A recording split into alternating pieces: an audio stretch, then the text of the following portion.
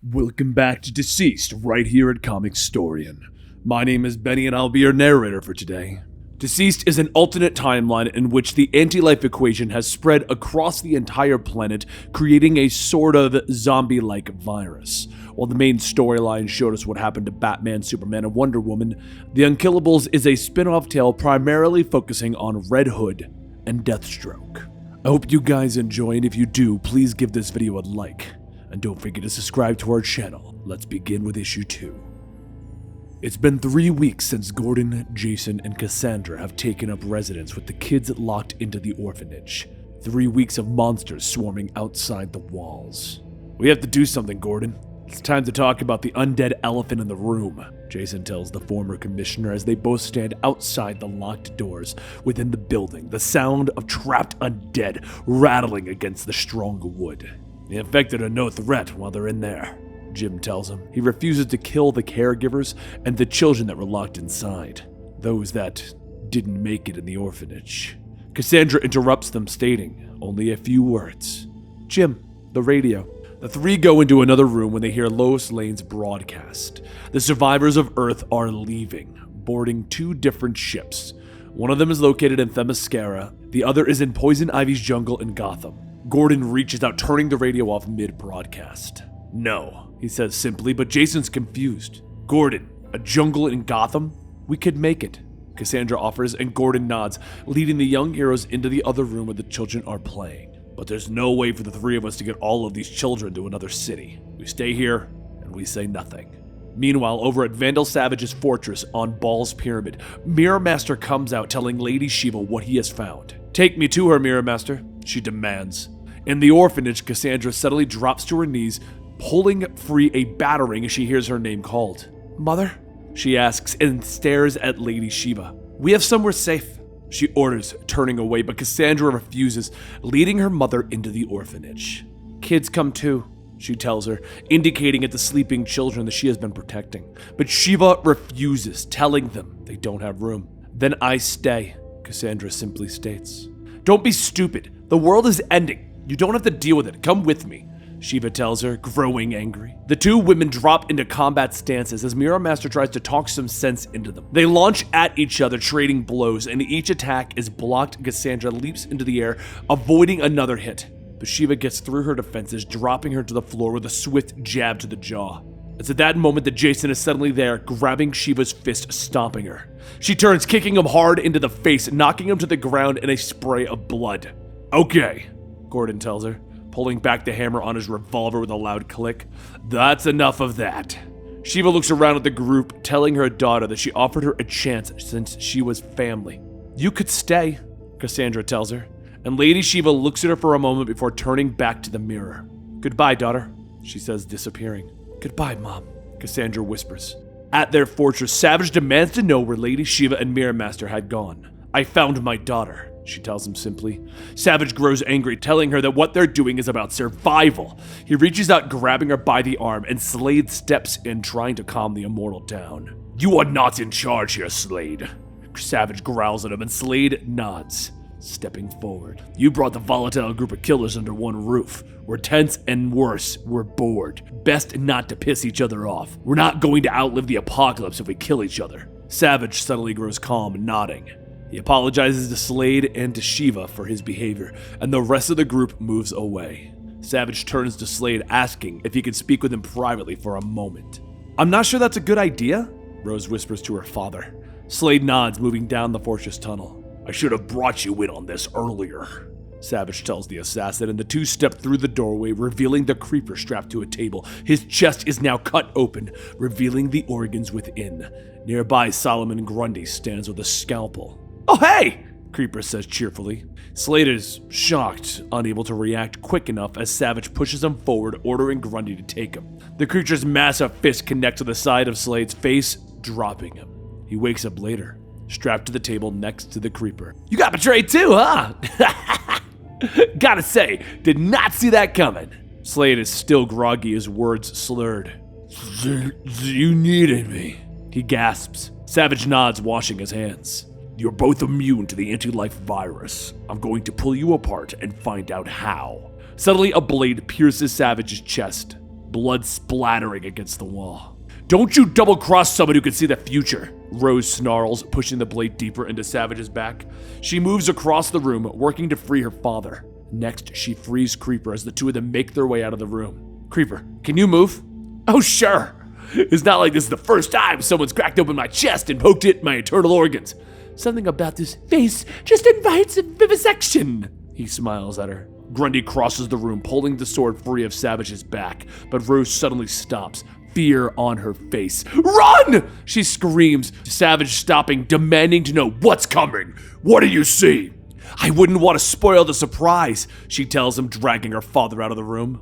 "I've lived for 53,000 years. I'm rarely surprised."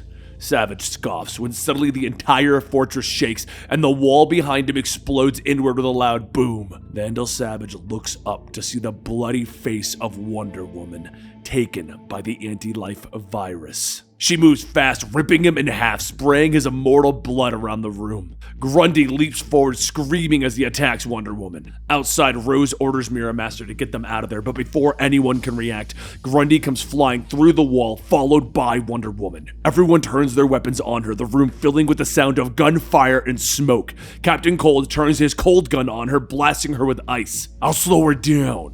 Go, McCullen, get them out," he screams at the Mirror Master. The villains all begin to escape out the mirror. "I'll come back for you," Mirror Master yells at his friend. "Damn straight you will."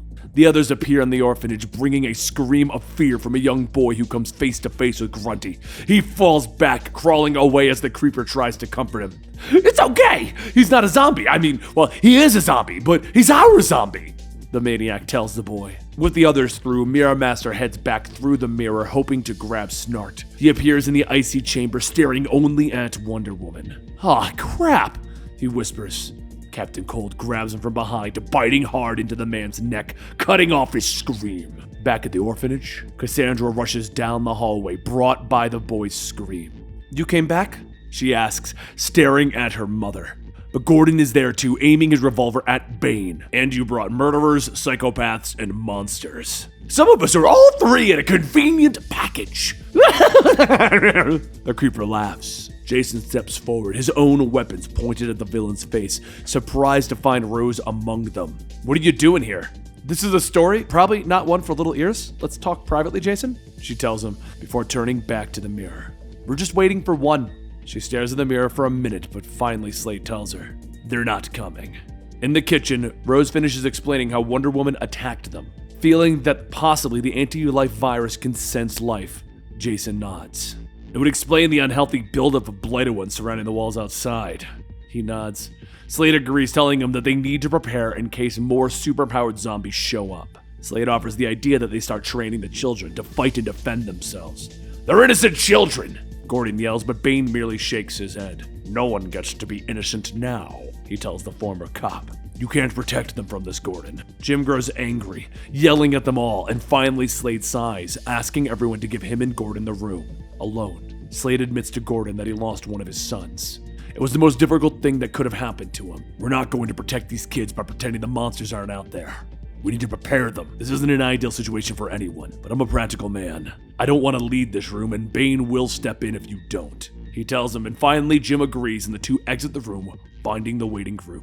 Jim rubs his eyes, still unhappy. "I don't like this situation, but we'll make the best of it. Despite your crimes, you're all welcome here. But abuse that hospitality, and you'll be sent to fend for yourself outside these walls." And finally he looks up, determination on his face. "Tomorrow you meet the kids, and we start to prepare." Rose nods, finally stating that she has one question. "What's behind those doors?" she says, pointing at the sealed room. "The ones who didn't make it," Gordon tells her, and the group begin to argue, telling the commissioner that it's insane to allow the deceased within the building. Gordon tries to argue, but finally Slade steps in. "Go to the kids, make up an excuse for the noise. If you don't have the stomach for what's about to happen, let us take care of this for you." Cassandra and Jim leave, but Jason stays behind, making sure his pistols are loaded. Grundy opens the doors and the group level their weapons. "My God," Jason whispers, and Rose questions him, but he merely points at the young boy. "I know that kid. His name's Billy Batson. He was... It doesn't matter." The halls echo with the sound of gunfire, and so it began. The next day, the children met their roommates, and they began to train. Lady Shiva taught them hand-to-hand combat. Deadshot taught them marksmanship, teaching them how to cave in skulls with a slingshot. Professor Creeper taught them the art of saying witty things when beheading the undead. There are hiccups as Bane tried to teach the children why humanity was its own downfall. "I really can't hear you through the mask. You're all muffled," one child tried to explain. And throughout it all, the new group grew close, becoming family. Playing with Grundy, Jason, and Rose tour the building, laughing at the children petting Cheetah. "I have to admit, this is going far better than I was expecting," he admits. And in the gym, they find Slade yelling at some of the children, pushing them to push themselves. "You don't have to be so hard," Jason tells him as the child runs away. "Of course you'd say that. Batman was too soft," Slade tells him. Jason, shocked, almost stunned. "Batman what? Are we talking about the same Batman? Violet scowl, pointy ears?" he asks, and Rose yells at her father before he looks at them both. "You do a thing?" he finally asks. "You should be. Not a lot of happiness out there. Find it where you can. We're all probably gonna die screaming," he tells them. The two head outside, taking cover in the rain. They laugh, trading childhood trauma stories, when suddenly Rose stops as a view of the future fills her mind. "You're about to try and kiss me," she tells him with a smile. "Well, take all the fun out of it," he tells her, leaning in, but she just smiles. It doesn't. Inside, Bane is patrolling down the hallway when he finds a growling face. Leaning down, he tries to quiet the dog, not seeing the head poke through the mirror behind him. Outside, Jason and Rose pull from their embrace, hearing the sound of screaming and gunfire coming from within. They rush inside to find Gordon and Deadshot huddled with a group of children, guns all trained around them. "He's in the mirror!" Gordon hisses at them. A hand reaches through one of the glasses, pulling a child with it, and Deadshot rushes forward, snapping the arm, freeing the kid. But Mirror Master pushes through, grabbing Lawton, pulling him through. Gordon fires, shattering the mirror, slicing off Deadshot's leg as the portal closes. Cassandra comes into the room holding her shoulder, and she looks at the group in shock, explaining that Bane was turned.